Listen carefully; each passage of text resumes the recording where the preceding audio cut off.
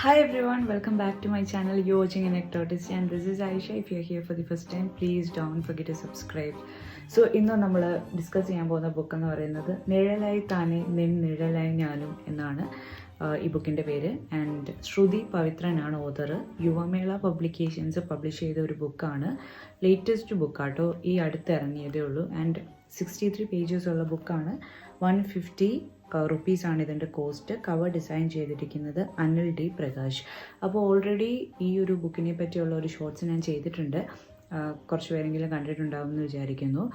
അപ്പോൾ speaking about the book, 63 പേജസിൽ ഒരു murder mystery solve ചെയ്യുക എന്ന് പറയുന്നത് ഭയങ്കര വലിയൊരു കാര്യമാണ്. Because it's not that easy. പക്ഷേ വളരെ ഇൻട്രസ്റ്റിംഗ് ആയിട്ട് തന്നെ ആ ഒരു കാര്യം വളരെ ഭംഗിയായിട്ട് ശ്രുതി പവിത്രൻ എന്ന് പറയുന്ന ഓതർ ചെയ്തിട്ടുണ്ട്.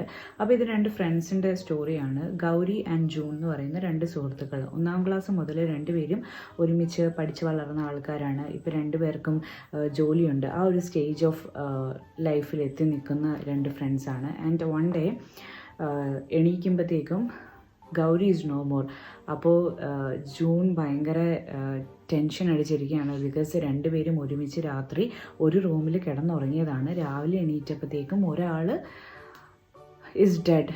അപ്പം സ്വാഭാവികമായിട്ടും that's A very hard situation. And June ഭയങ്കരമായിട്ട് ഡൗൺ ആയി പോകുന്നു.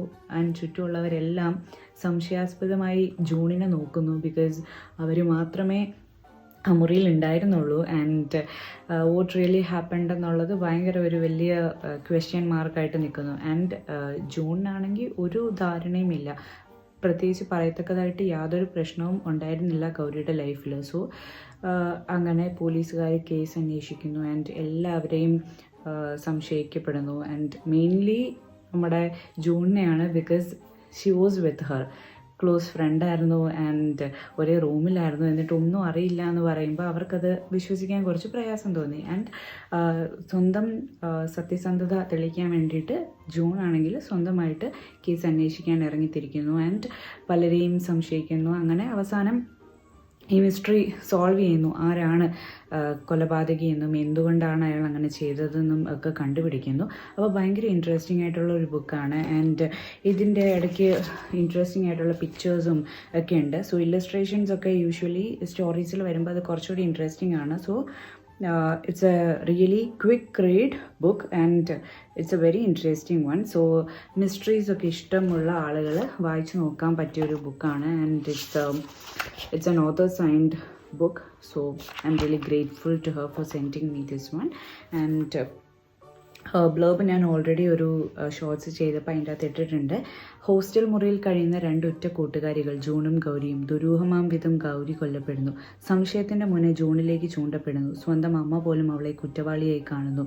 വേട്ടയാടപ്പെടുന്ന അവൾ കുറ്റവാളിയെ കണ്ടെത്താൻ അന്വേഷണ ഉദ്യോഗസ്ഥനൊപ്പം ഇറങ്ങിത്തിരിക്കുന്നു. ആ അന്വേഷണത്തിൻ്റെ അന്ത്യം നടക്കുന്ന യാഥാർത്ഥ്യത്തിൽ എത്തിച്ചേരുന്നു. റിയാലിറ്റിയും ഫാൻറ്റസിയും ഇടകലർന്ന വ്യത്യസ്തമായ കഥാഖ്യാനം. ഇത് വായനക്കാരെ ആവേശം കൊള്ളിക്കും. അപ്പോൾ വായിക്കാൻ അവസരം കിട്ടിയാൽ എല്ലാവരും വായിച്ചു നോക്കൂ.